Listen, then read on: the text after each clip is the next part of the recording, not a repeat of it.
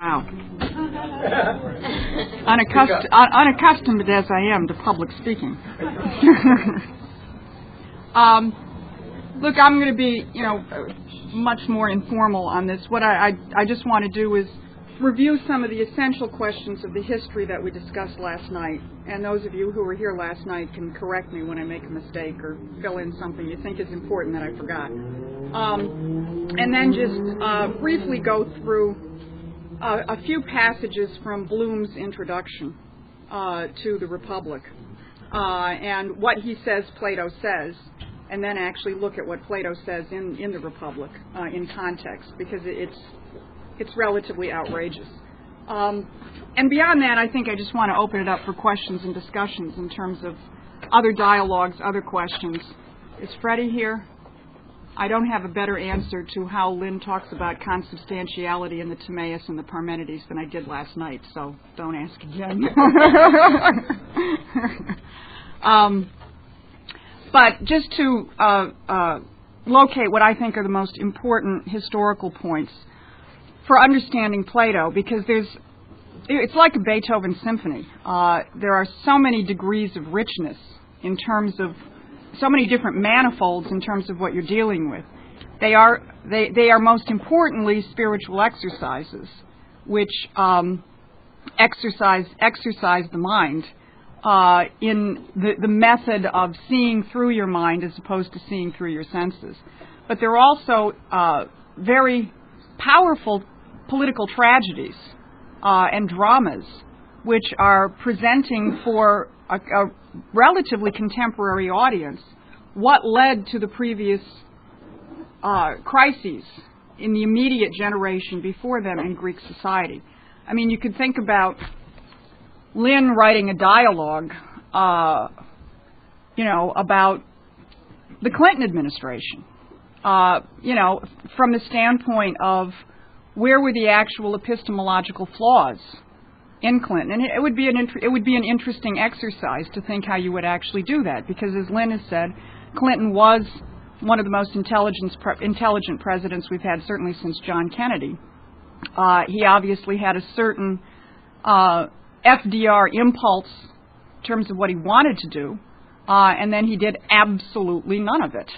Not only that, when he was, in a sense, liberated from having to seek re-election and liberated from the impeachment scandal, he certainly could have rose to the occasion and at least not endorsed Al Gore.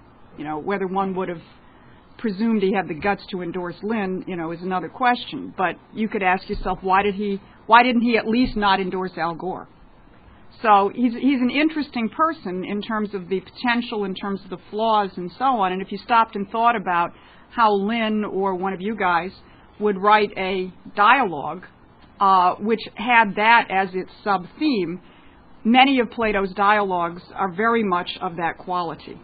So it adds a real depth to understand the historical context within which these dialogues are located, and in particular, the question of the earlier generation of Straussians.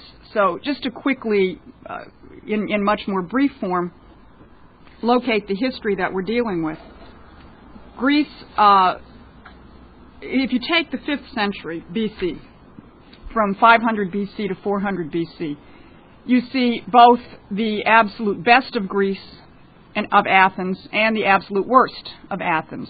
Because at the beginning of that century, in 490 BC, and I'm not going to do the transparencies like I did last night, the Athenians and their allies defeated the greatest oligarchical army that had probably ever existed on the face of the planet.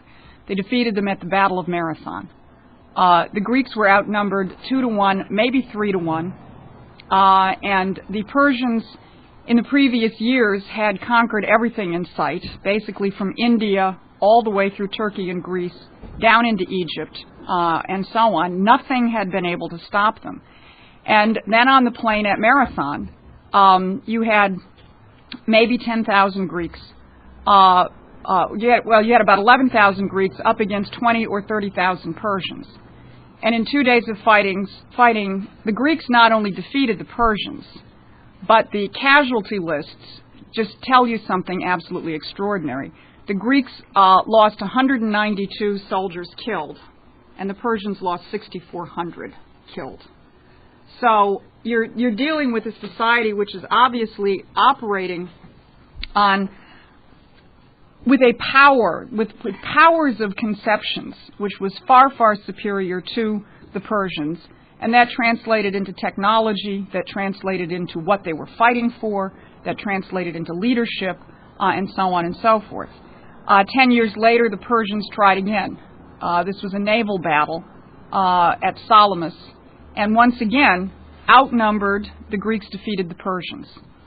Yet, less than 100 years later, in 404 BC, Athens had been defeated and destroyed as the result of a 30-year-long civil war, the Peloponnesian War. There was political madness in Athens during the Peloponnesian War. After the Peloponnesian War, you had Plato's uncle, for example, was among those who was installed by the Spartans, because it was the Spartans who defeated the Athenians. Plato's uncle, Critias, was installed at the end of the Peloponnesian War by the Spartans. This was called the Reign of the 30 Tyrants. And there were atrocities and executions carried out and so on. What role Critias played in them is not completely clear to me.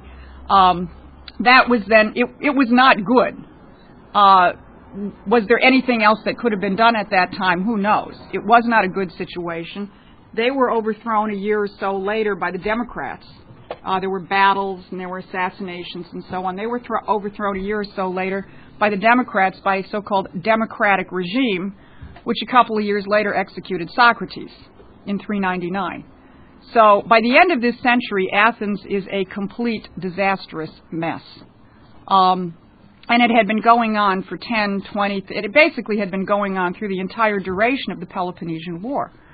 So the question which Plato is addressing, as Lynn addressed, not in the form of dialogue, written dialogues, but obviously in the form of verbal dialogues, the question that Lynn is addressing is, where did the flawed axioms, what were the flawed axioms which led to the this complete internal destruction of Athens? Because ultimately it wasn't an external destruction. Spartan was ultimately the conqueror, but only because Athens had precipitated the war and caused this crisis, so it was internal. Now, the answer to that, in large part, comes, you have to go back to the previous century to identify where the flaw in axioms comes from. And that is the battle which is taking place in an area of Greek settlement, which is Italy. You had two contending forces in Italy in the 6th century. One was the Pythagoreans. And as I discussed in my article and discussed more directly last night, Pythagoras was essentially someone who was trained by the Egyptians and was part of an expansive colonization of ideas in science, astronomy, geometry that the Egyptians had done in the previous centuries. The Egyptians knew they were under attack. Whether they knew there were too many, I sort of sometimes have the idea, when you think about the Europeans after the Renaissance, who have the idea of the right kind of society, the idea of a community of principle, the idea of a republic, as Cusa talks about in his works and so on, yet they know they can't do it in Europe. They know they have to go someplace where they're away from all the feudal trappings, all the oligarchical manipulations and so on, and they have to colonize the American continent in order to actually have the freedom to develop these ideas and finally bring them into actuality. I have the feeling that this is what was going on among the Egyptian intelligentsia, that they knew they were never going to really be able to do this in Egypt, and so they had colonies on the Ionian coast of Turkey. They had colonies. Crete was a major Egyptian colony. Greece itself was, to a large degree, colonized, or at least certain ideas were imported into Greece by the Egyptians. And you had major Egyptian colonies in Italy as well. And Pythagoras was one of those deployments from the Egyptian intelligentsia and political leadership. He founded a community in Croton, which is on the mainland. I see Sam grabbed my article, so he's got the map here, which is a good idea. And there were other colonies of other like-minded people in Italy. The Pythagoreans were very politically involved. There's a book I haven't read yet, but it's called The Political Life of the Pythagoreans in Italy. And they were engaged in combat, sometimes mental, I'm not sure if it was physical, but they were in a political battle with various city-states and so on to improve the leadership, to get rid of tyrants, to bring better ideas of government in, and so on. It was a real political combat. Then you had you had deployed into Italy, more or less at the same time the Pythagoreans were deployed, you had the Eleatics. And in fact, the word Eleatic just comes from the place where they ended up, which was Iliad. The main Eleatic that we all know is Parmenides. And again, this is where this is the origin of Straussianism. This is the origin of existentialism. Because what Parmenides argues, and we do have his main philosophical work, which is a poem called The Way of the Truth. We don't have the whole thing, but we have enough of it to see what his epistemology is. What Parmenides' argument is that you cannot know the truth through your senses. Okay, well, so far so good, because that's what Plato says and that's what Lynn says. But Parmenides' conclusion is, therefore, you cannot know the truth. Or if you have any inkling of the truth, it's only because you've been inducted into a mystery, which his poem his poem is, the goddess, I'm on the magnificent steeds with their rolling wheels, and we come up to the gates. I think the gates have two colors, all sorts of pre-Freemasonic symbolism, and I'm inducted in, and I find out, that basically you cannot know anything. There is only the one. The one has no description. The one doesn't move. The one is nothing. So essentially, you can't know it. And the goddess inducts me into these mysteries. He then goes on and says a few more things. But this is the foundation of Straussianism, that you cannot know the truth through your mind. Now, a derivative of that is a little cruder, and that is what the sophists then concluded as a result of that, which is, well, if you can't know the truth with your mind, then there is no truth. So forget about it. But as you can see, if you look at the difference between the way Plato treats Parmenides in the Parmenides dialogue, which is easily his most challenging, his most rigorous dialogue in terms of taking a series of hypotheses and then just working through, to the point of exhaustion, which you often are at some points in Parmenides, working through to the point of exhaustion, the paradoxes embedded in this set of hypotheses. He takes Parmenides very, very seriously. Now, if you look at some of the dialogues which feature the sophists, who are, the more crude version of this, as I was describing last night, some of the dialogues with the sophists, like Protagoras and Gorgias, are the most rambunctious, the Protagoras is one of the most humorous in terms of one of its settings. The Gorgias, at one point, you get the feeling they're going to break out in fist fights. I mean, they're very combative, and do deal rigorously with the paradoxes involved in the sophists' ideas and so on and so forth. But you can see that he takes Parmenides much, much more seriously, as a much more serious problem to deal with epistemologically than just somebody who just says there is no truth. That it's much more serious, it's much more dangerous for somebody to say there is truth but you can't know it. So he treats Parmenides much, much more seriously. Now, how do these ideas that there is no truth, or that you can't know the truth, how do they get infected into Greek society? Plato's dialogues address this directly, because again, go back to what you obviously had in terms of a great society. The ability of the Athenians to defeat the Persians in 490 represents something. In the century before that, the same century as Pythagoras in Italy, you had Solon of Athens. Essentially, just to get these dates in your mind, Solon is about 100 years before the Battle of Marathon. Solon is 600 BC. The Battle of Marathon is 490 BC. Thales is about 100 years before the Battle of Marathon, the great astronomer and geometer. So you have this period between 600 BC, the Battle of Marathon, the Battle of Salamis, the plays of Aeschylus. Aeschylus wins his first prize for playwriting, I think, in 477 or 476. I might be off a little bit. But somewhere in that period, Aeschylus wins his first prize. You know, really, I think, consider them the greatest of all the Greek dramatists, Aeschylus and so on. So you're looking at a period of time from about 600 to 470 BC, which, as I said last night, I consider the real class, the golden age of Greece, not the age of Pericles. You've created a great society. Egypt has played a major role in terms of this, in terms of drama, in terms of statecraft, in terms of technology, in terms of science, and so on. And think of it like the United States. I mean, we created a great nation. The American Revolution, the idea of the Constitution, the idea of a republic, the creation of a republic for the first time in history. The idea of the republic had been around since Plato. There were still problems to be solved, especially in terms of economy. There were obviously scientific breakthroughs that had to be made, like Kuhse's breakthroughs and Kepler's breakthroughs. But the seed crystal of the idea of the republic, was around in 2400 BC.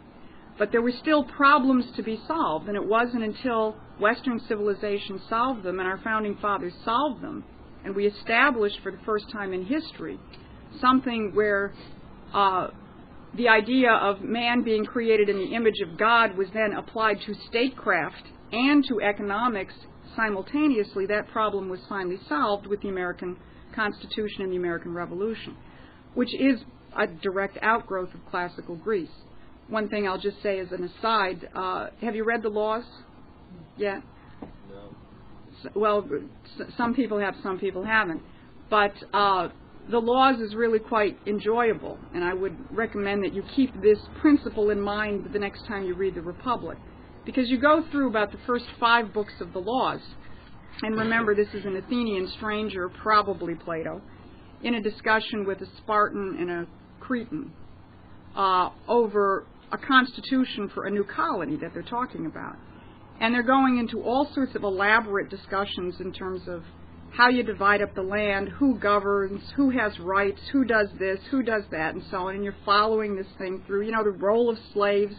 Again, there were a lot of problems that were not yet solved in this society. And then about halfway through the laws, I think it's probably book 6, but I haven't read it recently, the Athenian stranger says, but wait a minute, I think we forgot something here. None of this really works without a prelude. You have to have a prelude to your constitution, or a preamble. And he said, you really can't actually seriously discuss this unless you have a conception which overarches the particulars of your constitution. And the conception he goes on to develop is that God is good, and that God has created the universe and has created mankind to continue this process of good and so on. And he develops this concept, which is also very much in the Timaeus. But at that point, the entire quality of the discussion in the laws changes, because he's basically worked you through a whole simple hypothesis of how to organize society. And then he says, but wait a minute, you forgot something. So you think about the question of the prelude. I mean, the minute I read this section about the prelude for the first time, I said to myself, the founding fathers had studied the laws at that point. You absolutely know they'd studied the laws. So you have this great, nation which was developed in 1776. And even within 30 or 40 years, the United States is in a state of degeneration. If people have read many of James Fenimore Cooper's novels, and I think Mark has talked about those a lot, if I remember correctly. But there's one where Cooper has been in Europe in the late 1820s and the early 1830s, comes back to the United States and writes a novel called Home is Found, and he is horrified. here you are 50 years after the American Revolution, and everyone's walking around trying to act like the British, dressing like the British, reading what the British read, and so on. He's seen a real degeneration of this civilization. And this is what happens with Greece. You from the apex, you get an epistemological, a philosophical infection, and you get the destruction of this civilization. And the destruction comes in because the commitment of the Athenians, which had carried them through this struggle to understand the truth, to know the universe through your mind, which obviously was the key characteristic of Greek society from 600 to about 470, 460 BC, it's broken. One thing about the Battle of Marathon, unlike all the other Greek city-states, the Athenians were the only ones who didn't listen to the Oracle of Delphi. The Oracle of Delphi told all the other Athenian city-states, or all the other Greek city-states, to surrender to the Persians. As I said last night, they listened to Fox TV. They listened to the Gallup poll, they listened to the opinion polls in March of 2000, which said the election is over. Never mind that there's only been one primary, and Gore and Bush are the candidates, so you might as well all stay home. So everybody in the United States in 2000 dutifully did that, and the election ended about March 2nd in the United States because Fox TV and the Oracle of Delphi told us that the election was over. Well, the Athenians were the only city-state that didn't listen to Fox TV, and therefore they did fight the Persians. By the time you get to the Peloponnesian War, the Athenians are listening to the Oracle of Delphi again. That, in a sense, is the characteristic shift. No longer a commitment to the truth, but instead a bowing to public opinion, the gods on Mount Olympus. And that infection was brought in through the Eleatics and the Sophists. And this is what Plato was writing about in many, many, many of his dialogues. Pericles, supposedly the leader of the golden age of Greece, was under the influence of Sophists. Protagoras, Gorgias, Protagoras was his main advisor. And Pericles was the person who decided that the Persians were no longer a threat and essentially disbanded the defense alliance called the Delian League, and then later, not too many years later, got sucked into fighting the Peloponnesian War, which destroyed Greece. So Plato's dialogues are very much a living history of where this infection came in terms of Greek policymaking, which led to the disastrous decision of the Peloponnesian War and the destruction of Athens and the execution of Socrates. So when I recommended last night this little book, there may be another one like it, but this is just called Who's Who in the Greek World. And most of the characters in Plato's dialogues, you can just find a short little paragraph on them. It adds a tremendous depth to the dialogue if you actually locate it politically in terms of what he's talking about. As I mentioned last night, the Phaedo, which is the death of Socrates, the two key figures, the young men that he's having the most intense discussion with about the existence of the soul, Alcibiades and Simmias, are students of the most important second-generation Pythagorean Philolaus.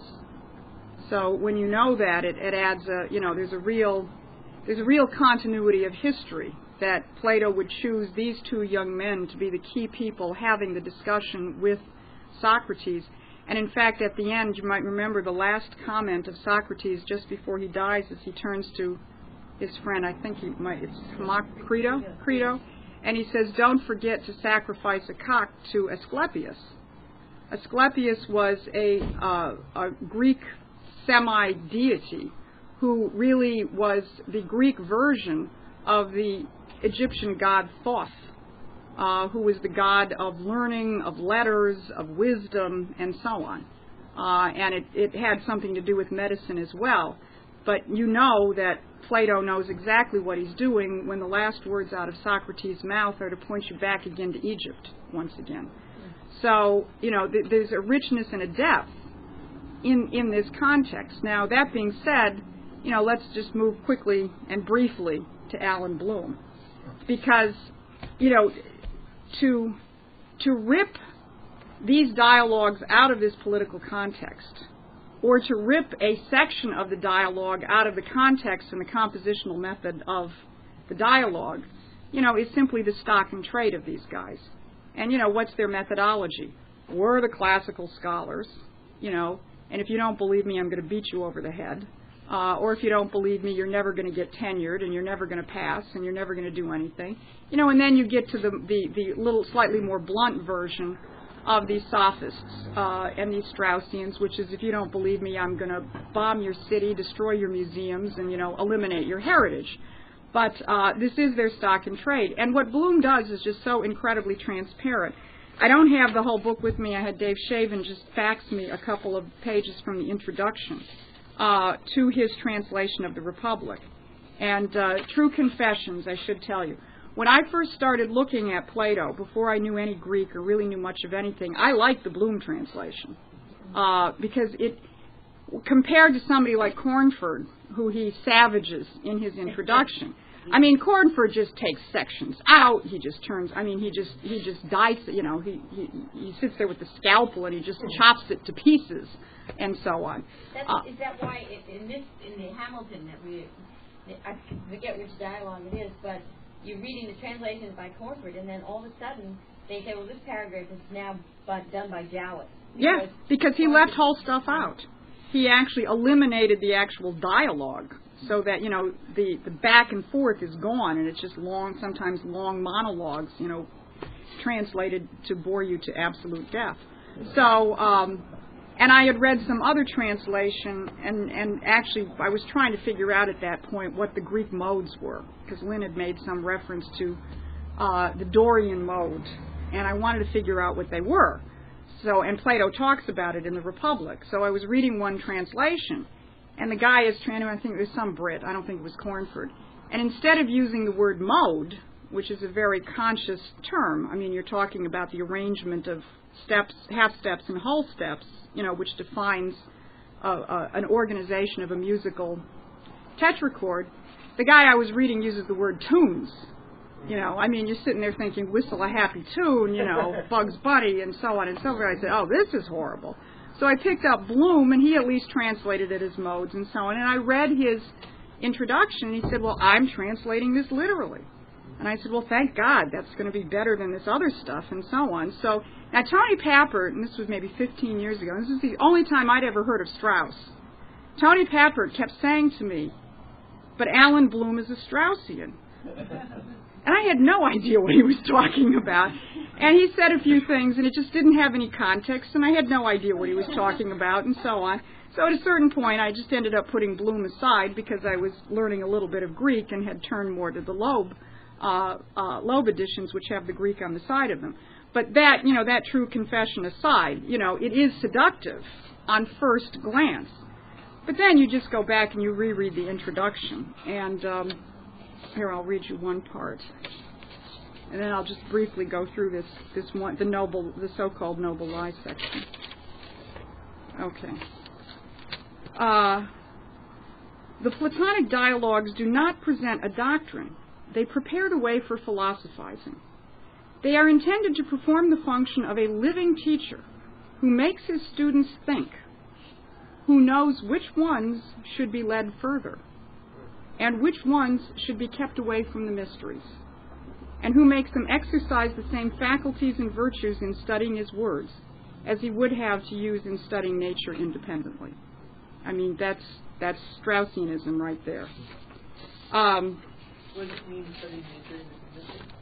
I don't know. I'd have to look at this in more of a context. At the end of, this is just the preface. It's about a 30-page preface. But typical of these Straussians, as Tony says, you then have a 120-page interpretive essay at the end of the book, at the end of the translation. So in case you read his translation and actually figured out what Plato was really saying, you can read the interpretive essay at the end so he can wipe your mind clear of any ideas that you might have had to, reestablish a Straussian idea. So I don't know exactly the context, the previous context of this. I'd have to read the whole thing again, and I don't have it.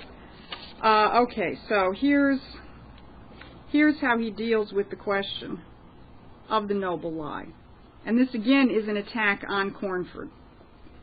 He says, and this is almost illegible, in addition to the unawareness of the need for precision, that part of Cornford's problem is, he just isn't precise. The unwillingness to accept certain unpalatable or shocking statements or teachings is another cause of deviation from literalness. This unwillingness is due either to a refusal to believe that Plato says what he means or a desire to make him respectable. Cornford provides again a spectacular example of a not too uncommon tendency. At Book 3, 414, Socrates tells of the need for a noble lie to be believed in the city he and his companions are founding. And then he goes on to attack Cornford. Cornford calls it a boldful flight of invention, and so on and so forth. Then he continues, Bloom continues, this whole question of lying has been carefully prepared by Plato from the very outset, starting with the discussion with old Cephalus. It recurs again with respect to the lies of the poets and the assertion that the gods cannot lie and that the rulers may lie. And he cites the actual references. Now, this is an earlier reference to this, and this is in Book 2 of the Republic, where he first introduces this question. He introduces the question of lying, and this is one of the places where Bloom in the Straussians says he's talking about a noble lie. And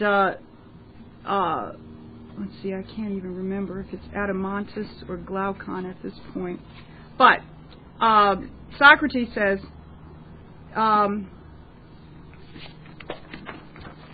he says, don't you know that well, here's the point at which everybody translates it, noble lie. Don't you know that the veritable lie, if the expression is that the noble lie, if the expression is permissible, is a thing that all gods and men abhor? Anybody see him endorsing the idea in that sentence? And first of all, it's not even noble. It's simply truthful, a truthful falsehood, it's an interesting concept, which is making you think about a paradox. But he's saying, isn't this something that all gods and men abhor? And he continues to say that through the rest of this little section. This is 382A, right at the beginning of 382A.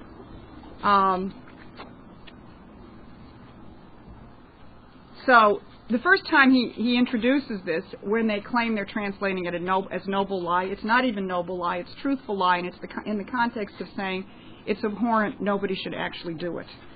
But then it gets introduced again, and this is the more substantive place where these guys always go crazy about this. And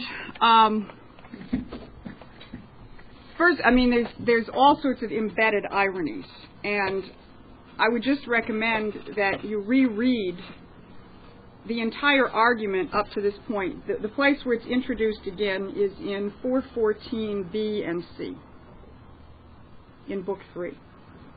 And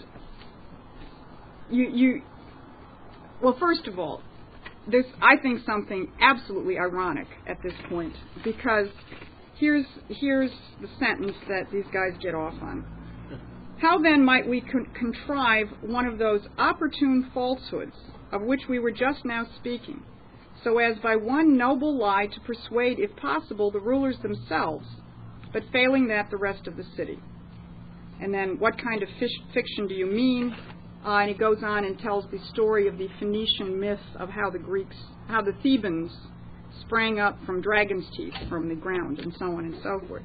But first of all, I noticed as we were rereading the Republic again in our Plato group, and I noticed that the word that, remember, the Straussians developed the difference between the philosophers and the gentlemen.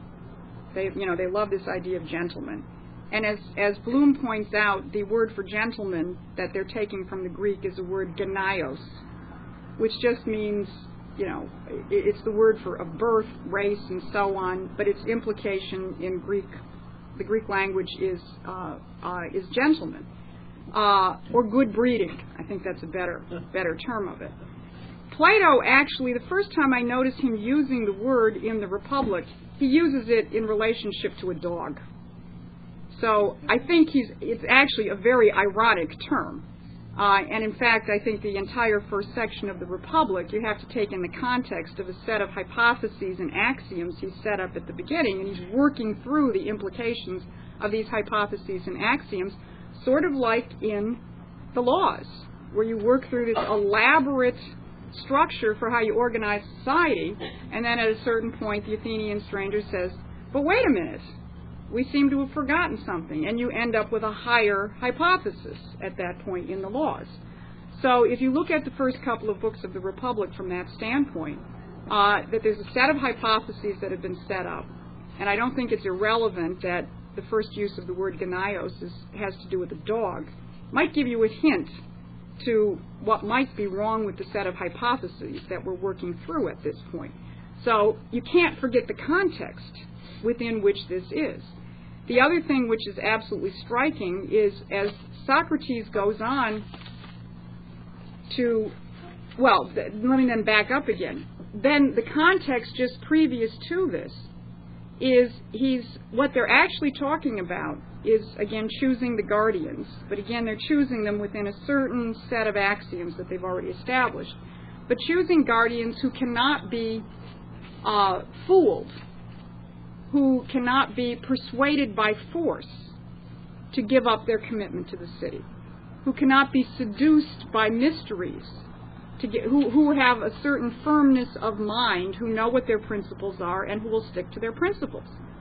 And what Socrates has just gone through is, well, then don't we have to put the guardians to some kind of test to see which ones can remain firm to truthful principles and which one might be seduced by lies.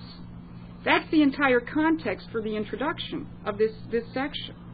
It's and you know, so to pull this out of context and say, oh well, this means that you can tell noble lies and that's how you're going to govern your society, takes the whole thing completely out of context.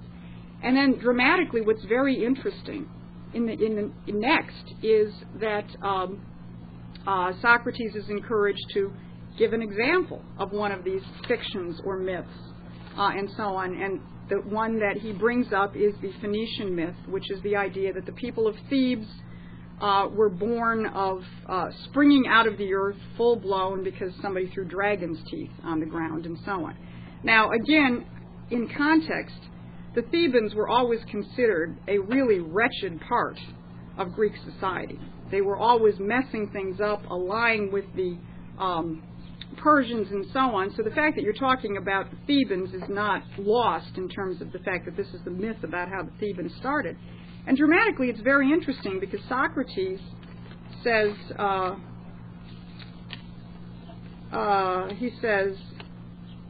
as he brings up the Phoenician myth, his partner, and again, I don't remember if it's Glaucon or Adeimantus, if anybody knows for sure, but anyway, he says, you act like one who shrinks from telling his thought. And Socrates said, you will think I have a good right reason for shrinking when I have told you. And the other guy says, say on and don't be afraid. In other words, he's actually got to drag this out of Socrates. Socrates doesn't particularly want to tell this story. So you have to think of the whole thing in context.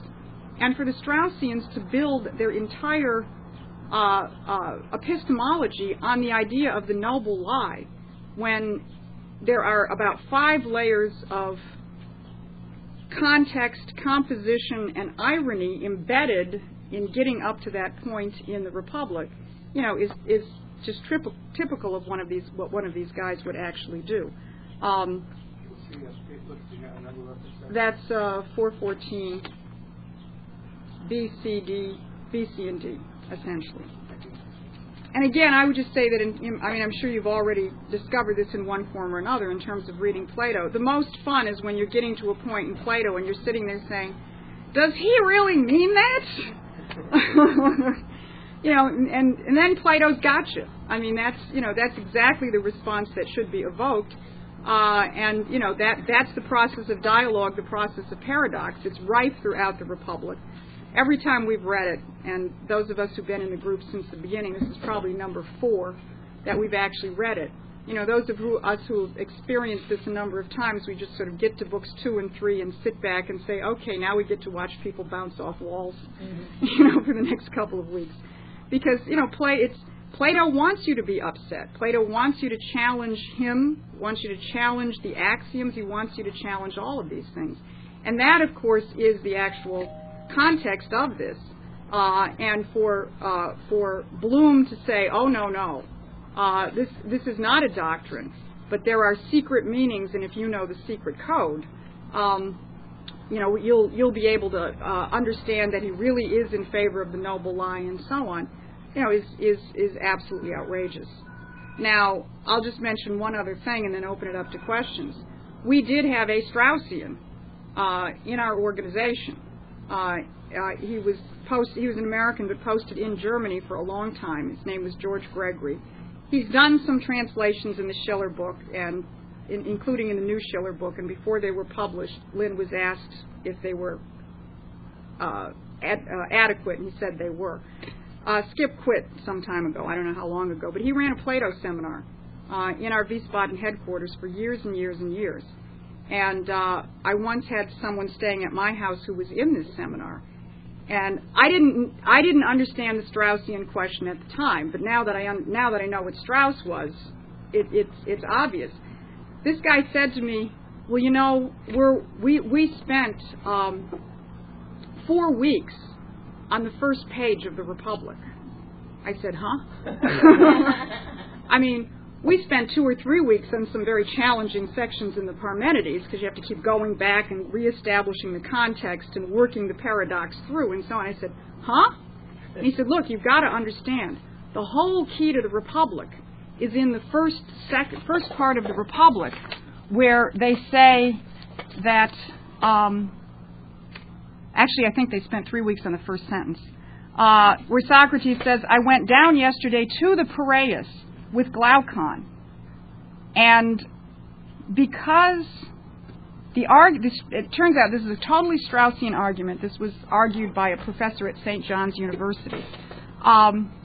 Because there is no particle, because it does not say to the Piraeus, and frankly it's a completely bogus argument, because particles are often not used with proper names and so on. But the Straussian argument is because there is no particle, that means something mysterious. And there's an entire article written about this, and the mysterious thing is it means actually you're coming down from, or the use of the preposition ace. It's some wacky argument that you're coming down from or up from the Piraeus, and it really means you're coming from Hades. And the real secret is, they're coming out of the mysteries, or they're going into the mysteries and so on. And this is what defines the entire Republic. And as I say, at that time, I didn't know what Strauss was. I mean, I kind of remembered what Tony had said to me about Bloom, but I didn't connect that with this. And I said, that sounds a little crazy. He said, no, you have to understand absolutely every word.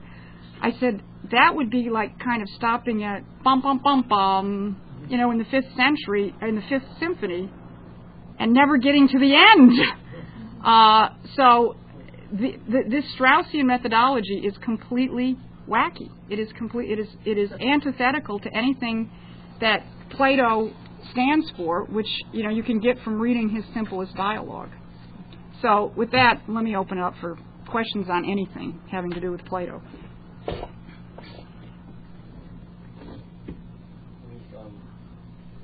Carl Jaspers wrote a letter to the Denazification Committee saying that Martin Heidegger should not be allowed to teach students anymore in Germany because his method was so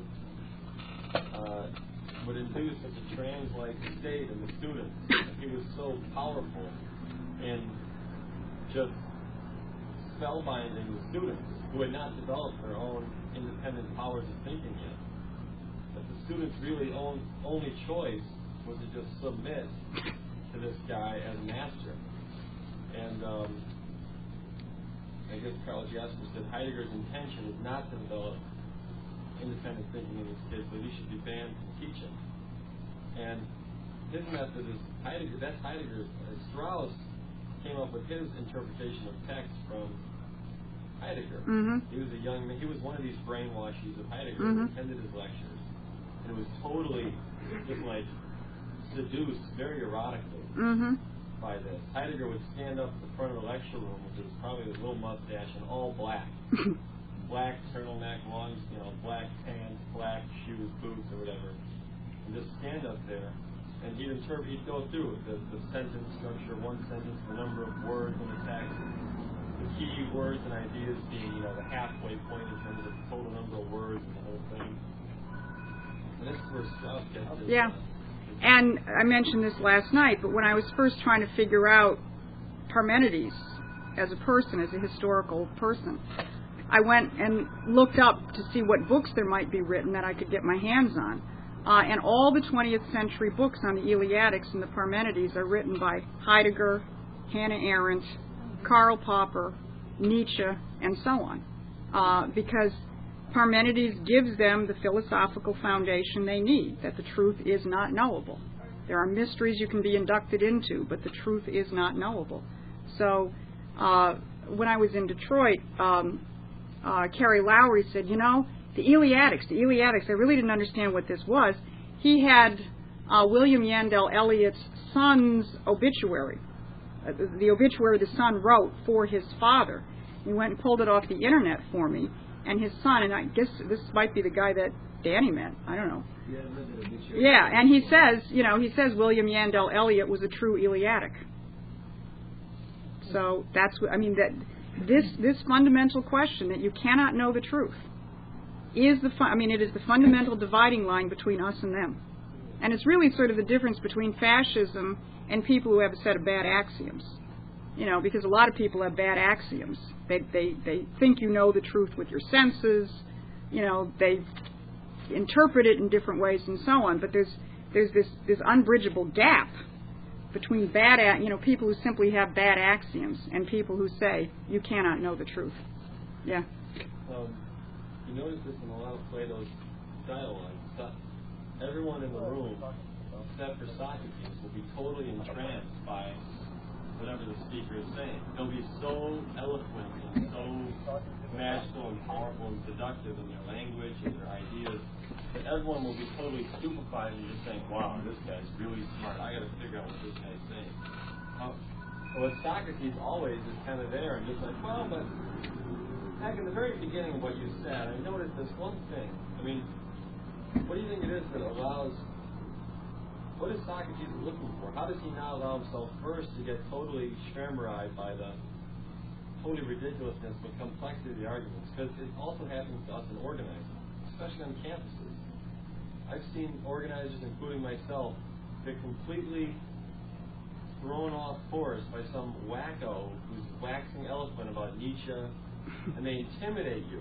They don't reason with you. They intimidate you intellectually into thinking you can't argue against them, that they know the material better than you do. And why doesn't Socrates get intimidated? What is his passion? Well, it's like Lynn, right? And Lynn. How many times does somebody ask Lynn a question, and as opposed to what most of us would be tempted to do, which is to start to answer the shadows. Someone throws some shadows at you, and you start shadow boxing with the shadows, right?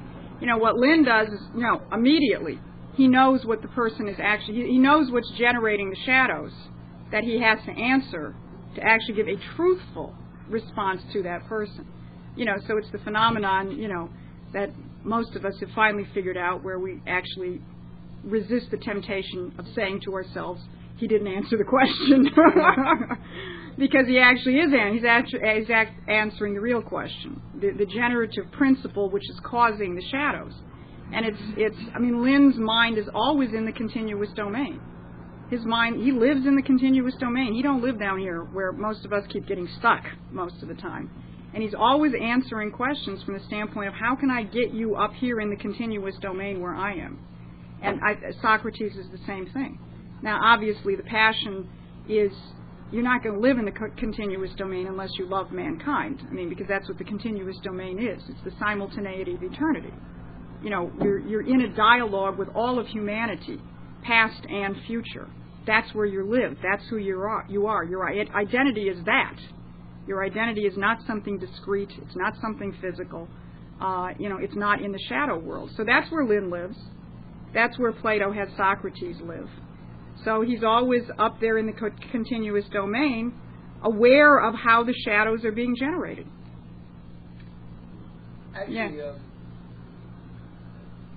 Jonathan had worked through a little group of us in Berlin, and he had read through the part where Thrasymachus comes into the Composition in the Republic, and he read this little part where Socrates describes how he kills it because you had the conversation. He had all these guys. It was really a conversation between 2 or 3 people, but you had a whole grouping surrounding, right? You had a whole group of people.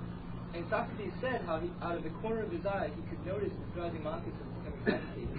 I could see Thrasymachus just getting really kind of holding himself back from jumping in, but kind of getting agitated. You could see the look in his eyes, and see him break out in sweat, and just twitch or whatever. And so that when Thrasymachus actually bursts through the crowd, comes in yelling, everyone was terrified, except for Socrates. And Socrates admits that if he hadn't have noticed that out of the corner of his eye, and paid attention to Thrasymachus the whole time, he knew that that's something Thrasymachus would do. And so he said, because I paid attention to the whole conversation, I was talking to this guy over here, getting my eye out for this guy. And when Thrasymachus did jump in, Socrates was able to not react to it. He knew that was a part of the character. He says, because I looked him in the eye. He actually looked at him at first.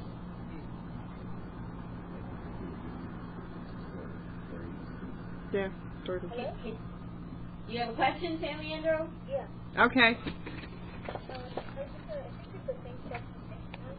Well, I couldn't really hear him. But it wasn't the Socratic method when you're out organizing. There's something which sometimes gets me into trouble because I start asking a few questions and then before I know it, I don't know what the hell I'm doing. I'm just confusing the poor person. And I just keep asking question after question. But sometimes, and the real question was, I don't know what Socrates is doing. I don't know whether he understands already where that person is coming from, and sort of ask the questions and lay sort of a trap to get them to see how they're thinking is wrong. Sometimes I think he's doing that, and sometimes that's something I do that I can do, not always, but when I kind of know the person, they can come into a few meetings. But then the other one, I don't know if Socrates is asking to really know what's inside of their mind, and to then be able to sort of make sort of a graph where that person can see their backwardness. I'm not sure which one of the two, maybe he's doing both, but it's sort of hard to understand.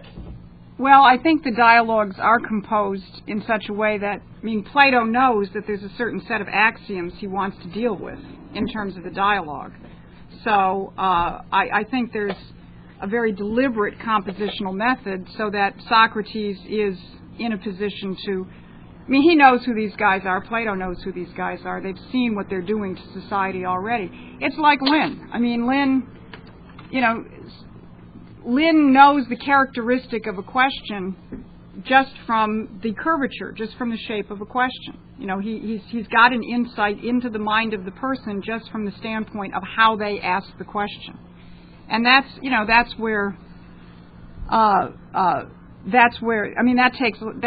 takes again, constantly being in the continuous domain when you're talking to people.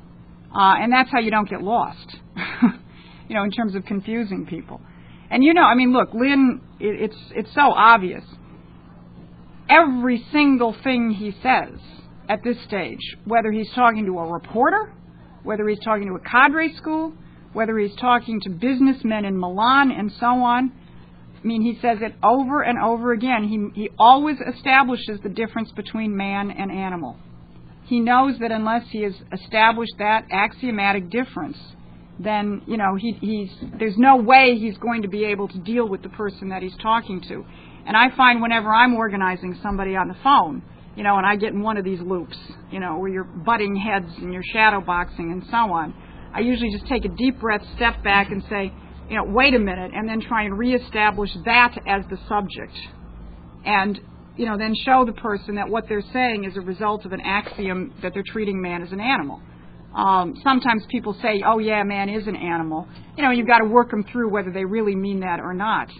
But whenever I get myself, tangled up and I'm about to trip over, take the cue from Lynn. I mean, if you haven't established that as your fundamental distinction, then you're likely to end up in a labyrinth with no way out. But I think in terms of the dialogue, I think Plato is composing them such that Socrates it's like Lynn, he's on the hunt. He's always on the hunt for the specific axiom he wants to demolish. It's like I said last night, when Lynn, obviously some people knew about Strauss before. Tony Papert knew about Strauss. Lynn knew about Strauss. He mentioned Strauss in the November Cadre School. I don't know if people remember that. I don't know if it was Philadelphia or California. Whoever had a cadre school in November, I think it might have been Philadelphia. Yeah. And I was looking at the Q&A for some reason, and right there he actually mentioned Strauss in November. Now, it didn't become...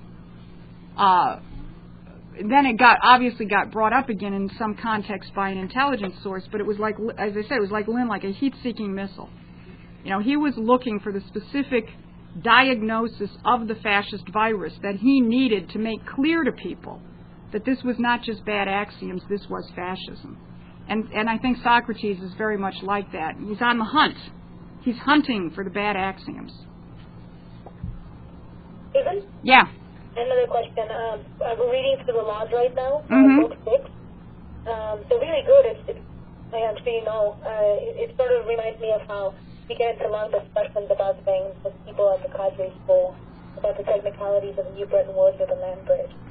I think that's what the laws are like, but I don't know if it's Stop the Bloom, but I have a book from the library where one of these two guys goes through the laws, and each book they just have a small paragraph of it, and I was curious whether you think it's okay to try and work through that, if it's actually worthwhile. Well, I wouldn't read I wouldn't read anything secondary. I wouldn't read anybody's commentary while you're reading it, if that's what you're asking. I don't know who these guys are, but I just wouldn't read anybody's commentary, because there's almost nobody who approaches this from a Gaussian standpoint as we do. So skip the commentaries. We read the footnotes and the lobes sometimes for kicks. Because they are so outrageous.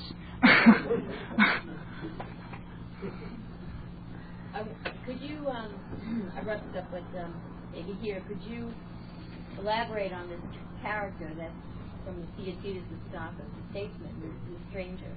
Because he is identified as an Eleatic. Yeah. I have to reread those from the I have to reread those before I could really say anything on that. What I remember, and that's a series I haven't read probably for 2 years. It's sort of like Parmenides. My sense is Plato's making them better than they are. I don't think the Eleatic stranger is an Eleatic. From what I remember of some of the dialogue, he may be called an Eleatic stranger, but I actually don't think he is Eleatic in terms of his philosophy. But I'd have to rework him again. In the Parmenides, I really think he makes Parmenides better than he is. He actually gives him a little more substance than you find in Parmenides' poem. And even this word, according to Leslie's earlier translation back in the 90s, she says that stranger is not exactly the right word. It's more like comrade or whatever, friend or something like that. Yeah, I don't know what it is. Is it xenos? Is that what they use for stranger? I actually don't remember. I'd have to look at it.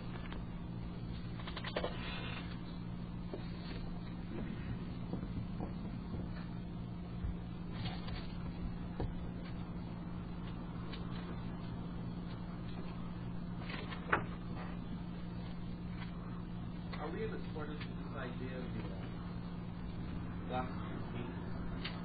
Or what exactly is it? Yeah, that's a good question. Because that's one of the things that, it's funny because you have Hannah Arendt and these other existentialists, and what's his name who writes The Death of Socrates? I.F. Stone. On the one hand, you have one group of the oligarchy which takes the idea of Philosopher King and the idea of universal principles that you would lead as... I mean, the point of a Philosopher King in Plato is that he's saying, look, you've got to guide your society on the basis of universal principles. That's what has to guide your society. And he's basically looking around at his society and he's saying, well, you know, who is susceptible of actually guiding on universal principles? Now, this is 400 BC. You don't have universal education. You've still got slavery. It's not a slave-based society. There's a difference between a society based on slavery and a society that has slavery. You don't have, you know, there's key breakthroughs in science and technology and so on, which actually allow for the actual implementation of the idea of promoting the general welfare in terms of economic growth and so on. So it's not a perfect society. So you have Plato looking around and saying, how are you going to govern your society on the basis of universal principles? Well, we're going to have to train one person, a Philosopher King, or we're going to have to train a group of guardians. Because to him, I think it was the only, although obviously the idea of the Republic has within it the seed crystal that you need for what we now know as a republic. But I think you have to look at it from the standpoint of Plato trying to answer the question that the most fundamental question is governing your society in accordance with universal principles. So who is going to be trained to know those universal principles? And did not, I believe, have the solution of training a population to do that at that point. Although it's implicit, because look at the Meno. He takes a slave boy with no education and shows that he does have the capacity to understand principles. So it's there, the seed crystal is there, but the actual working it out, elaboration, you know, it took another 1,000 or 2,000 years. You know, if you look at Cusa, you know, as the next major breakthrough after Plato, if you go from Plato to Cusa to the Constitution, I mean, it would be a very interesting study in the history of how mankind solves a problem in terms of how it should govern itself.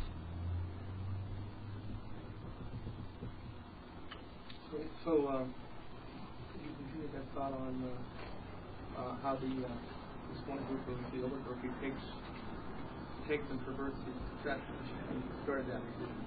Oh, I was just saying, it just occurred to me. On the one hand, you have Hannah Arendt and I.F. Stone claiming Socrates is a dictator because he believes in universal principles, and you have to submit to those universal principles. And then on the other hand, you've got the Straussians who say, he believes there aren't any universal principles. So, you know, you just end up with two different perversions from this group of existentialists. Yeah.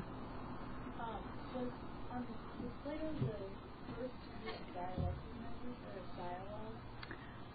dialogue? It's the first in writing that we know of. I mean, did somebody else do it before? Not that I'm aware of. I mean, you had the great tragedies of Aeschylus. You had the epic poetry of Homer, but those weren't dialogues. So, to my knowledge, yes. I mean, maybe there's something in another language. Maybe there's something in Chinese that I don't know about. There could be. But to my knowledge, it's the first time you actually have this method of dialogue in a written, in this form. You don't know that spell at all? Or why is it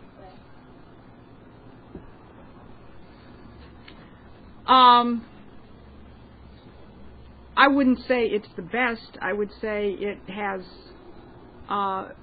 it plays an indispensable role. But would you say that dialogue is better than poetry or better than drama? I wouldn't say that. You know, they're different mediums for addressing the same question. But I think from the standpoint of making knowable to the mind the actual processes of the mind, making very conscious how the mind itself actually works. That is its unique characteristic.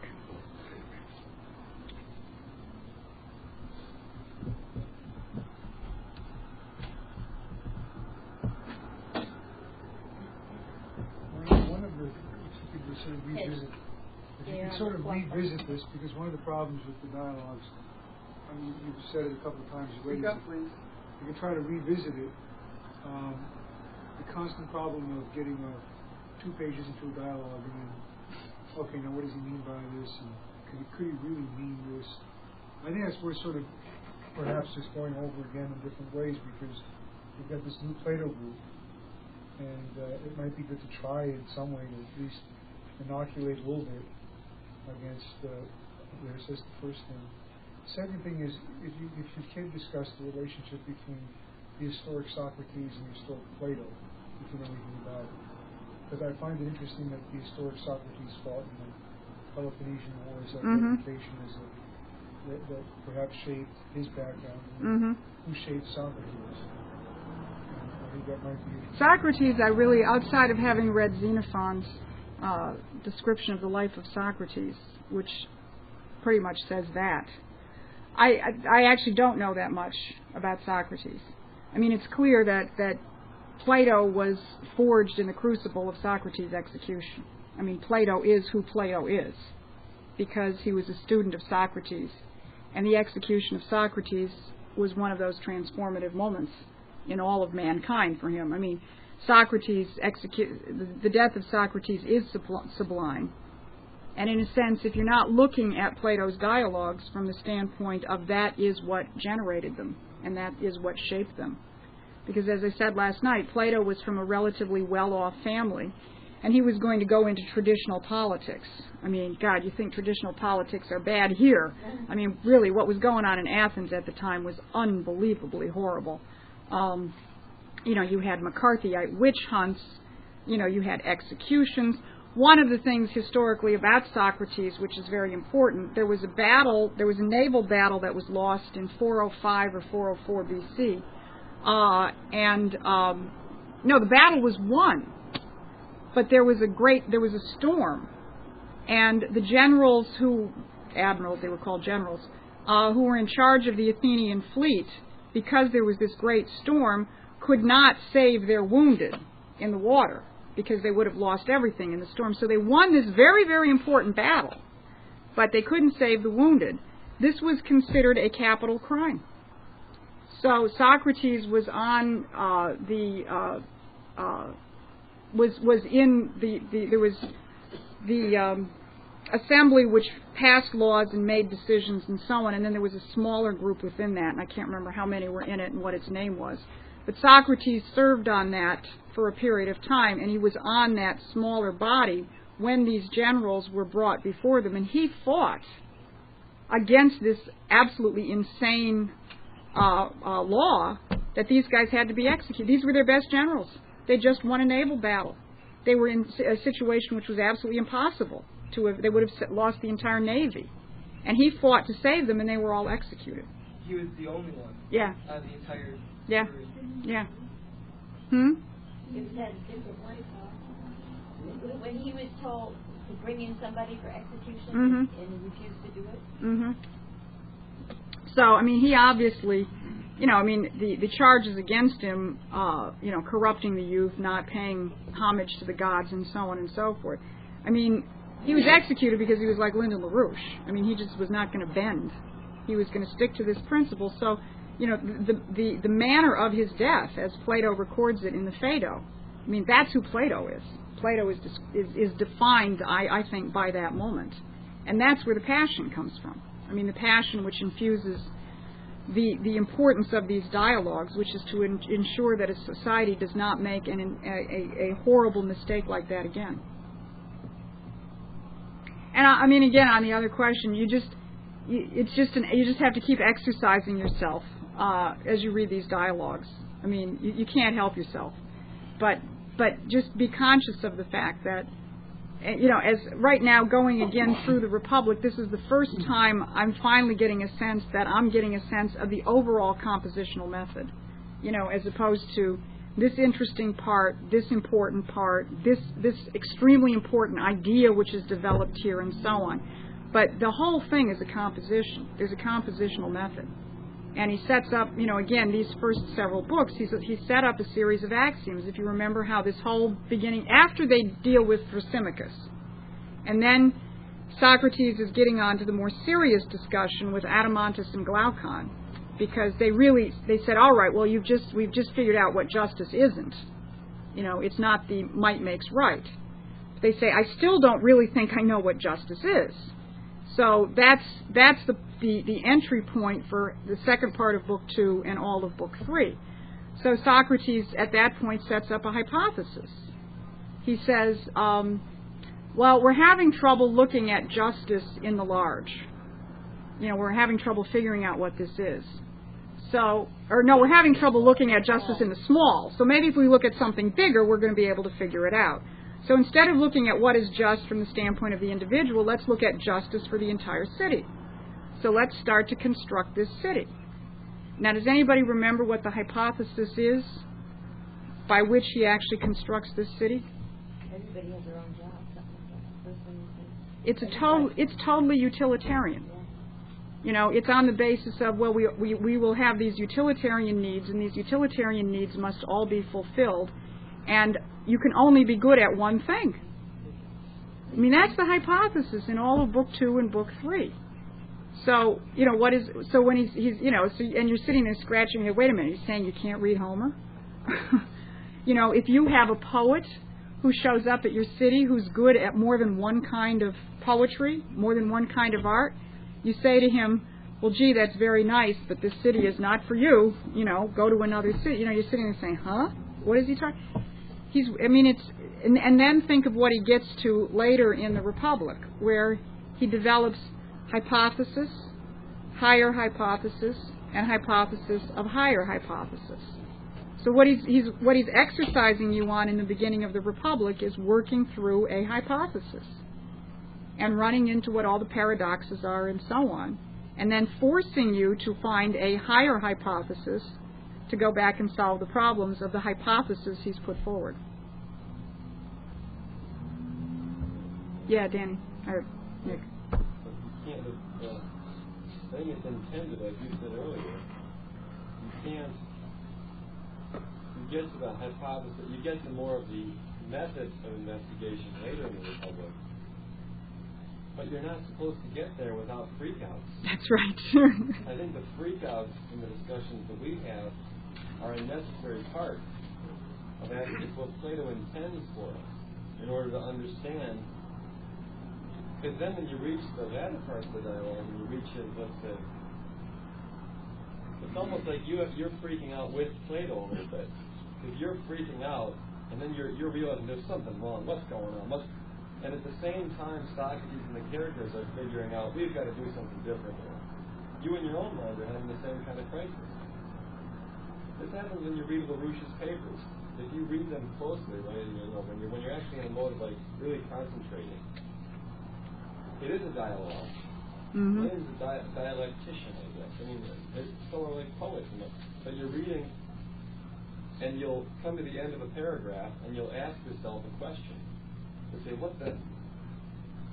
is this? What is he talking about here? What does this mean? This doesn't make sense, or something like that.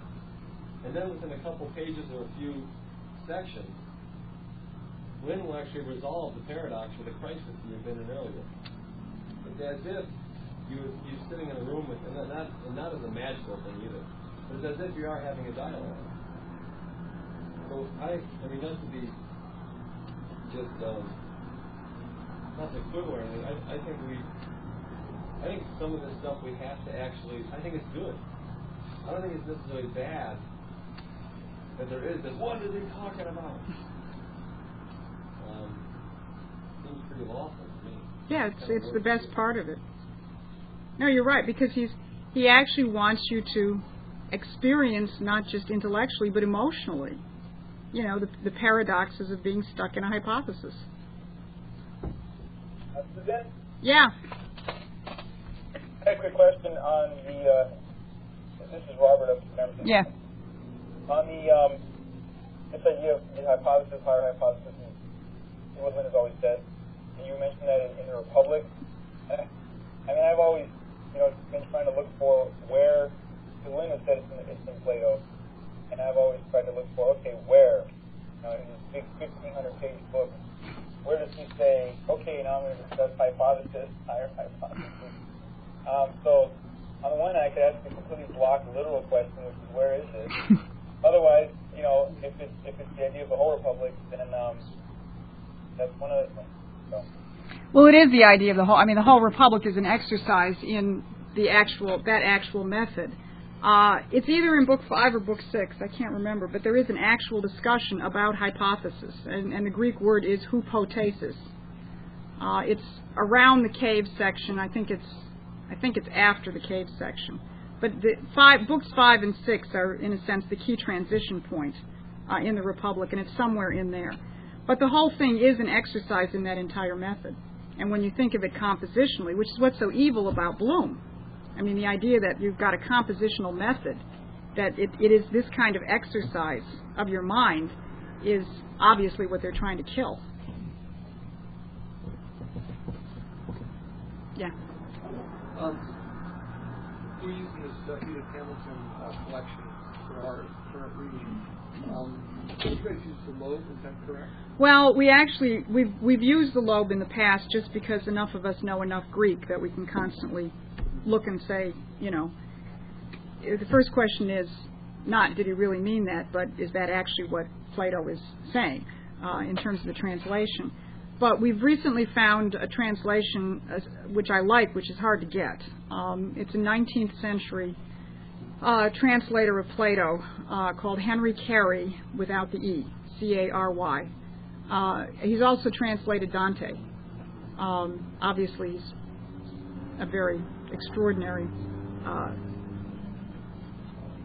translator of different languages.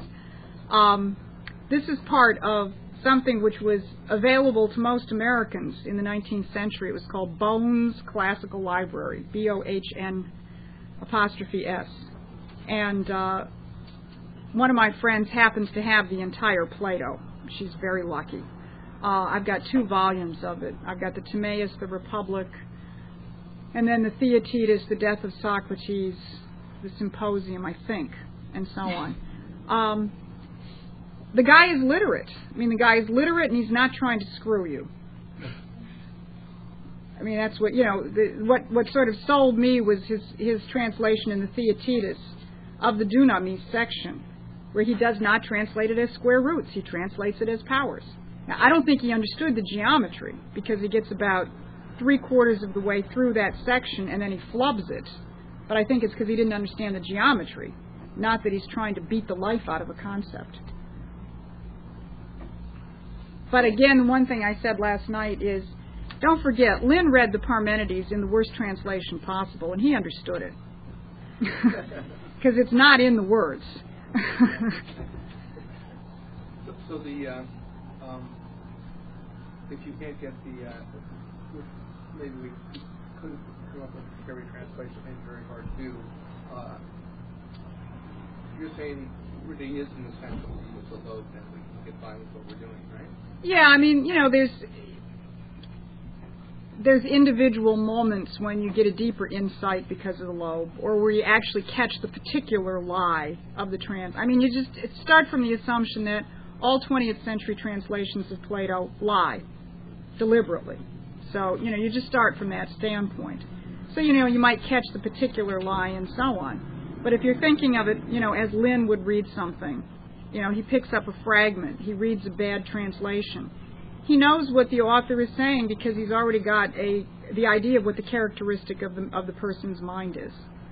So, we find the Carey translation good, more fun at this point because it's much better English, and he's not deliberately trying to mess up the translation. It's actually challenging. It's challenging to read it because it's a denser, kind of Keats Shelley type of language. Our Xerox in the National Center is broken. But once it's fixed, I can make a copy, try and get a copyable copy of what we at least have already copied out here, because it certainly doesn't hurt to read an enjoyable translation, but it's not essential.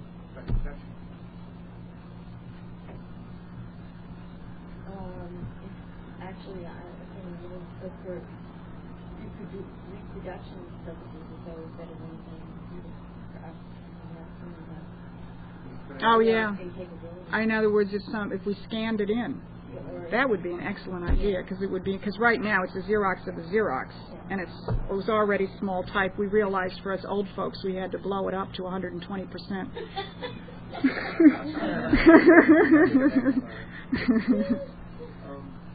But yeah, we could. I think Kovici could probably scan it. I mean, there'll be some mistakes because whenever he scans, you run into some problems.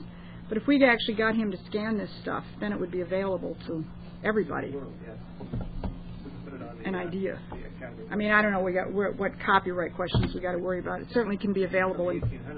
Yeah.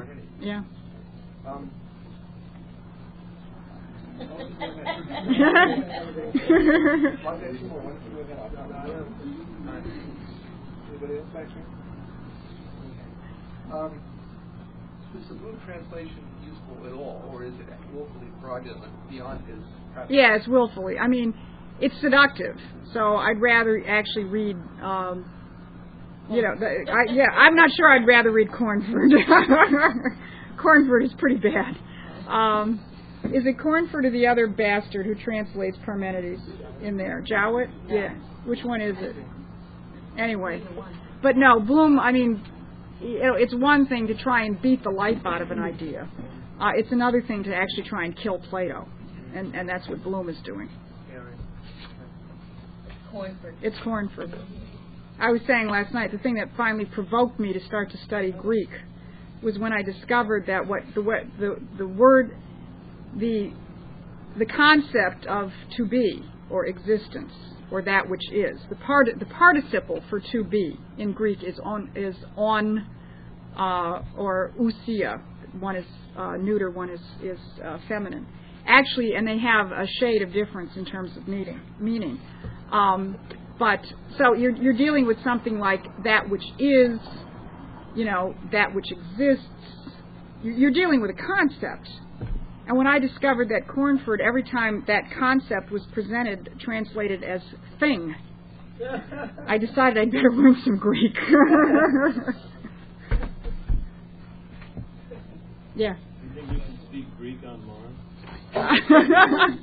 It's a beautiful language. My pronunciation is awful. Tony's is very good, and it's beautiful. I think we could improve our command of English and the way we speak English if more of us were literate in Greek. Does anybody know? Did Shakespeare know Greek? Does anyone know? Probably smelly. Yeah. Because that's what got it through there. Because whenever you find somebody who actually transforms their language, yeah. But whenever you find somebody who actually transforms their language, takes the actual language and gives it a deeper, richer conception, it's because they're often bringing ideas in from another language. What did you say, Ted? Yes. What did you say? Yes, the school he went to in Stratford, they taught Greek. That's all. Well, is that confusing? No, nobody heard you. And you're one of those people that when they say something in a transcript it says,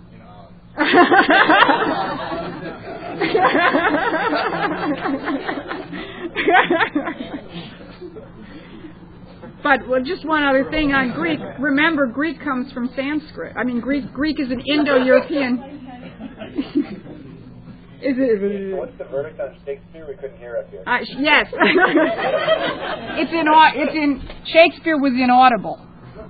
No, the answer was yes. Shakespeare did have some Greek in his school. But Sanskrit is another language which comes from the same language base as Greek, which is very much of a sung language. That is, you've actually got pitch. You've got a musicality embedded in the language where you have different pitches. Whether they're thirds and fifths or whatever, I'm not sure we actually know. You have longs. What you have in Greek is longs and shorts, so that you have long vowels and you have short vowels. So if you think about a poem, which is based on a certain meter, long, short, short, long, short, short, that's right there in the Greek language. A word will be pronounced long, short, short, not stress, unstress, unstress, but long, short, short. So you already have that embedded in the language. And then you have the question of pitch, that there are three pitches in the Greek language. So you've already got a musical composition in the language itself. And you just think of the challenge of you're composing a poem in which you're taking the embedded musicality of the language and then you're intensifying it through the actual composition of it. Sanskrit was another language like that. Some of the Oriental languages still have that pitch question in them. You know, if you say it at a higher pitch or a lower pitch, you know, you're either saying birdcage or, you know, screw your mother. I mean, you have to know what pitch, you know, you're dealing with. So there are other languages, but whether we need to speak Greek on Mars or not, or whether we need to speak Sanskrit on Mars, or whether we need to just speak better English on Mars, yeah. I mean, Chapman is a contemporary form of Shakespeare. Yeah. Speak up, please. You heard that. Chapman's Homer. Chapman's Homer. Straussians. 1650. How Chapman is contemporary of Shakespeare. So if you get an idea of what's being done to English by translating Chapman's Homer, you see the relationship between the English and the Greek. Yeah. Because he does it the best. Last night I was reading Chapman's a section from Chapman's Homer versus what Alexander Pope did, and I was being tortured. Yes. Because you have Chapman, who goes through this beautiful thing where he says, Odysseus, I can't repeat it, but basically the 14 lines that Chapman created to give you a mental picture of what was going on was some nice, pretty one-line rhyme by Alexander Pope. He went in the ocean, he fell down, and his knees were hurting. And basically, what he had done was he took from the Royal Society, they had a book. If you talk about running water, you say it's a torrent. If you say it's the sea, you say it's the briny. Just these directly taking words from instead of using the sea, you use this word. Instead of using this word, you use this word.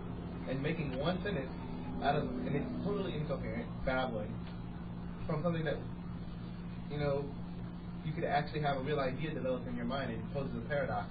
Not a paradox so much as it brings a metaphor to you of someone who's drowned, yet they survive, as opposed to, you know, a one-line couplet that says, you know, he was weak in the briny, he fell down. Okay. It totally changes the whole. Well, that was the purpose, to deliberately keep metaphor out. You were not allowed to use it. This came up last night with the idea of language. I mean, because I was sitting there and I said to Ted, "It's okay, I need to talk to you, Ted." Ted goes, "Look, what about?" And I show him "Ode to the West Wind." And he goes, that's like, and I said, he goes, that's like trying to start off with the Ninth Symphony. You know, I'm saying I want to, you know, recite this. And they go, so which one should I do? And then he recited on reflection on Chapman's Homer. I'm first hearing Chapman's And okay, so then I go, okay. And then he leaves, and then I go and I read this poem. I'm like, okay, what is he talking about in here? And then you get to see this Pope. Okay, this Pope saying, and then you get, it was a discovery of going from some imperfect, incoherent babbling of Alexander Pope, who was a contemporary of him around his time, and then going back to the 1611 translation done in poetic English by Chapman, and that was his great discovery, because he'd been reading that crap before, and now he said, no, that's what it was, and that's what he's bringing out, the discovery of something that it's become more perfect now than what it was before. So we can do the same thing with English yet again. Yes.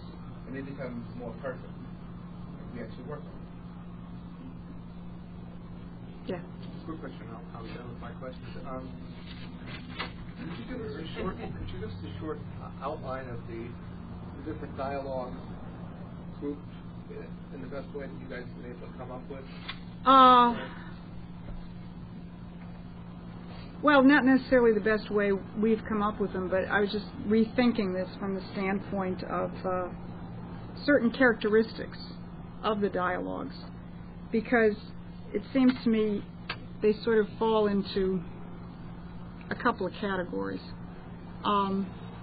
You have the dialogues where the principal character in the dialogue is a very problematic philosopher or political figure. So you've got the dialogue, you've got Protagoras, you've got Gorgias. These are about some of the leading sophists of the time who had a very bad influence on society. I would put Alcibiades in a certain sense in that, because Alcibiades was a crucial political figure, although Alcibiades is somebody that Socrates had hopes for, that he could actually educate to be a philosopher king. And Alcibiades is a fascinating, tragic figure if you actually read what happens to him.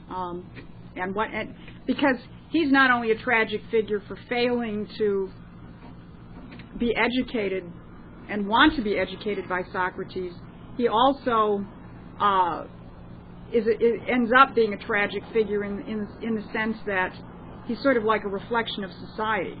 And he gets exiled twice, he gets set up. I mean, he makes mistakes, they make mistakes. He tries to redeem himself at one point and come back to Athens and save him. He wins a battle. He gets exiled again, because the political tides have changed.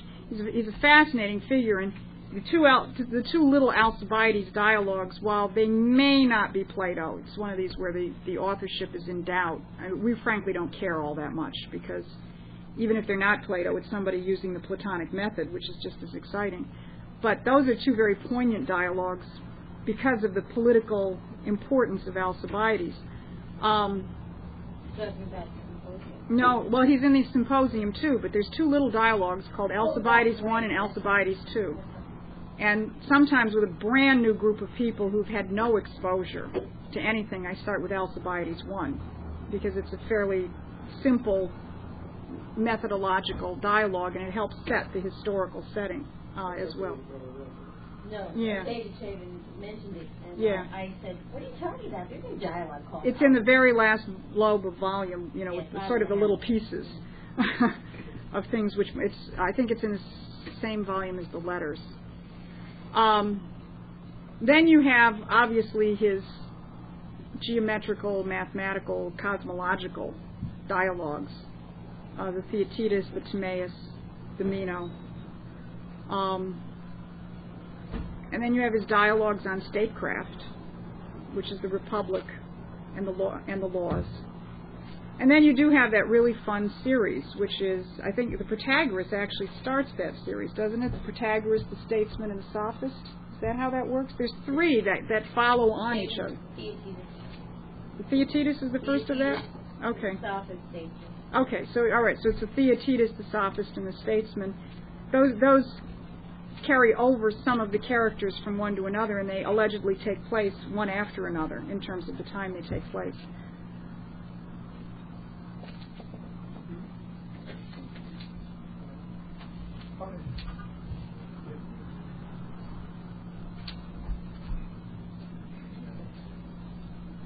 And then you have some of the other dialogues, like the Laches, and some of the smaller, not that popular ones, and they also include some very important figures. This figure Nicias, who's in the Laches, is a crucial figure. In fact, he's essentially a semi-opponent of Alcibiades in terms of the decisions that are being made. I mean, I don't know, I can't make a final judgment on him, but he's actually the person who negotiated the Peace of Nicias, which would have stopped the Peloponnesian War in 421.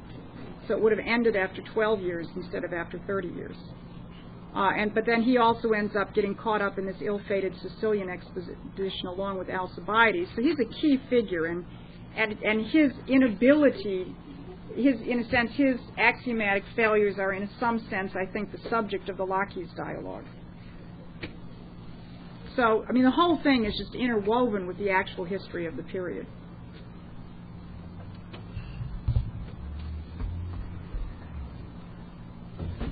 Ask a question? You betcha.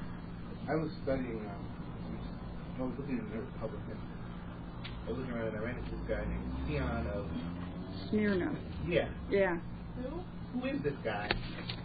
That's why we have this book here. He wrote a book called Mathematics Useful for Understanding Plato, which is the book that I was talking about before, when we were reading Plato before we started this Plato section. Mm-hmm.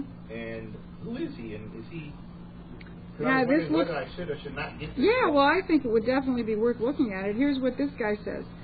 A mathematician and Platonist who wrote a lost commentary on the Republic of Plato and an extant existing elementary work on arithmetic entitled Aspects of Mathematics Useful for Reading Plato, which includes material on musical harmony and astronomy.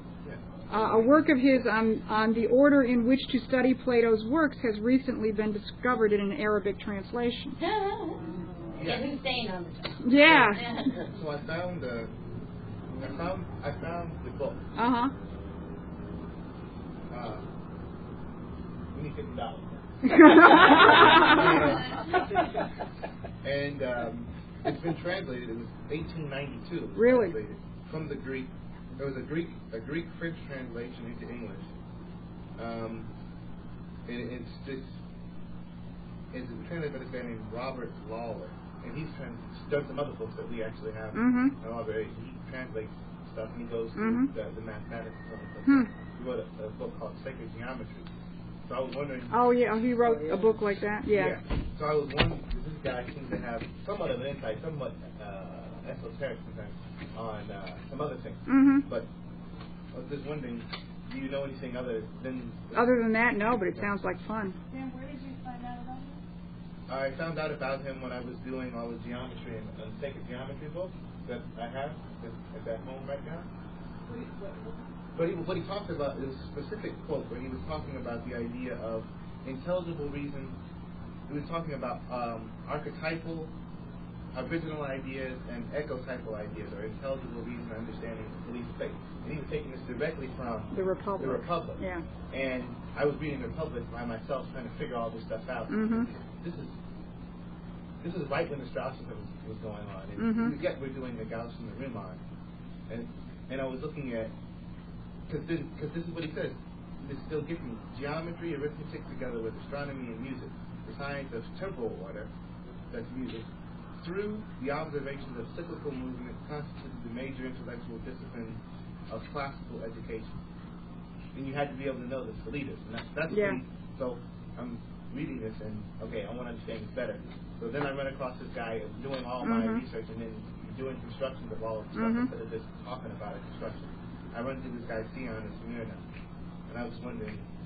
It sounds like it's definitely worth working through. I mean, the closer you get to Plato, in terms of commentaries or elaborations, the better off you're going to be. I mean, doesn't mean they're all going to be on our side, or it doesn't mean they're going to all have it right or whatever, but the closer you get, the more you can begin to work through the dialogue of ideas that was happening at the time. And sometimes something which makes no sense to you in a section of Plato could have been one of the most important philosophical or geometrical debates going on at the particular time, and that's why Plato or Socrates is addressing it in a particular form. Yeah, because a lot of times when we're reading the things, we've been reading for a while. Well, I've been reading for a while. I first came around before I joined. I went to see Timaeus, and it was Republic, then it was Timaeus. But the thing was, this is important because this is stuff that when we're reading it, we often, like today, we just kind of gloss over real quickly, and you go past it. It doesn't make any sense. Yeah. Because he brought up these are the things that also get me very excited. But this is he brought up today in the Euthyphro. In the Euthyphro, he brought up an isosceles. We don't think this way anymore. That's the problem. An isosceles triangle and a scaling triangle, as in the idea of even and odd numbers. And we figured out what an isosceles and a scaling triangle, but we still didn't quite answer the question of why was he thinking of even numbers as isosceles triangles and odd numbers as scaling triangles. And I think that goes back to the mathematics, which goes back to Pythagoreans. And then we can then you can see what fundamental idea is he getting at when he says that, because he's actually inserting something in a certain reason as a lever to change it. Absolutely. And it's kind of something that we kind of just wishy-washy over sometimes. And then Lynn talked about it where we kind of wishy-washy over that too. Do you have any ideas on that? The scaling, the 2 and 3, Yeah. the separating out groups of numbers?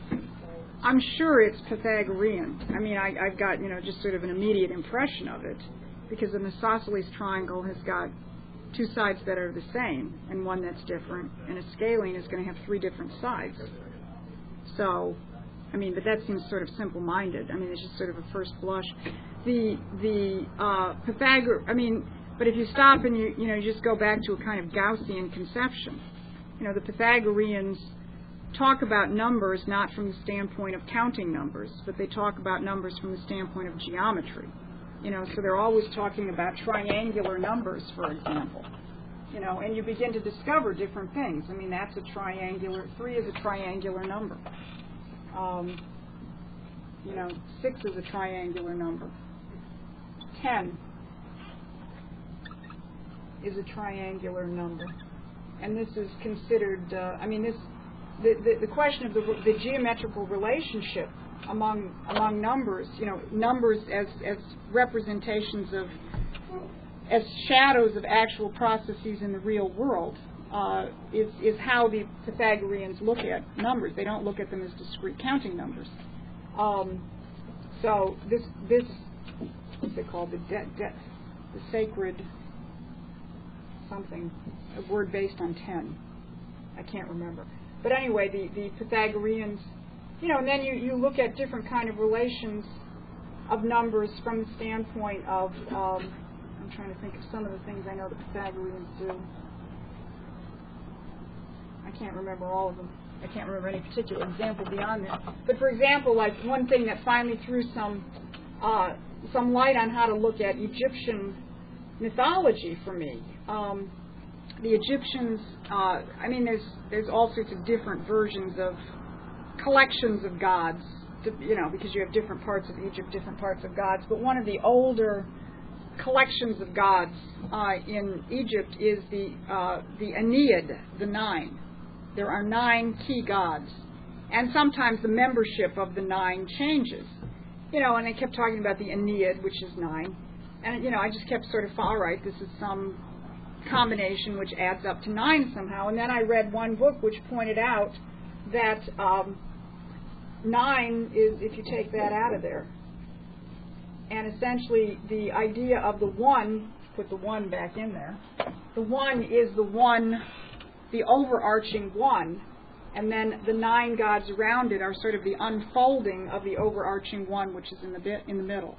So this question of looking at numbers not as a series of discrete counting numbers, but what is their geometrical relation, to them. I mean, if you haven't done this, this is fun.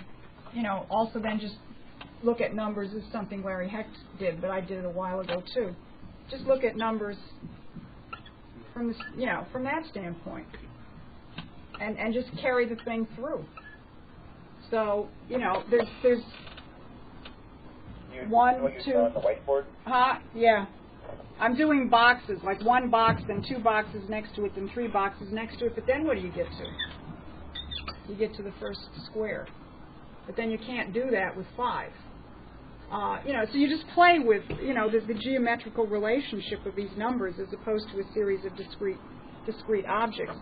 That is in a very simple, first approximation is the way the Pythagoreans and others looked at it, and I bet this guy gives you some good insight into that.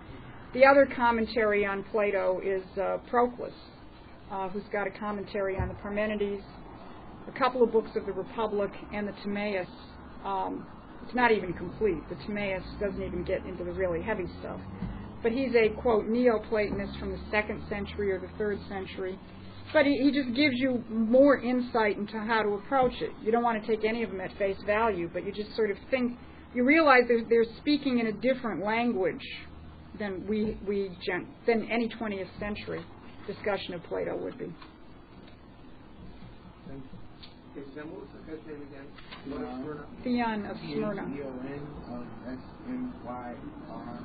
Right, I got that. Theon. Theon. Yeah, Theon.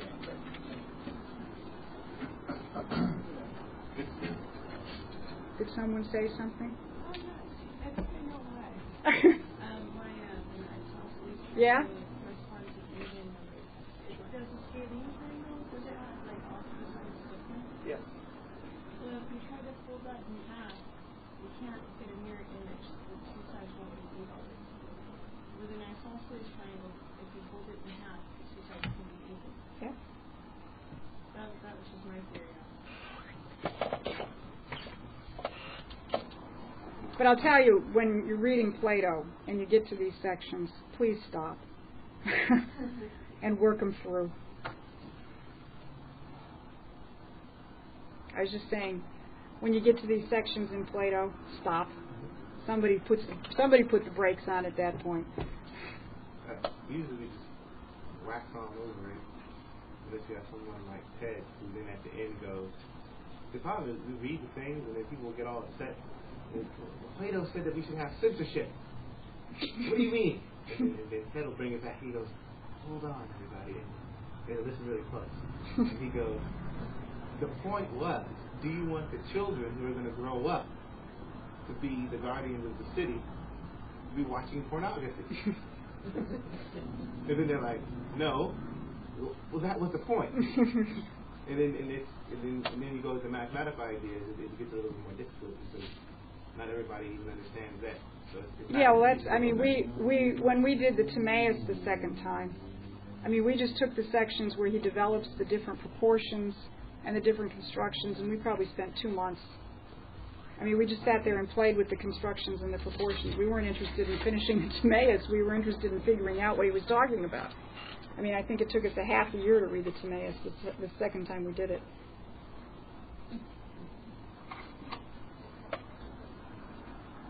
We were cutting and folding and constructing and discovering different ways that you could create an isosceles triangle by folding, which isn't necessarily in there, but we just stopped and, actually played with the concepts.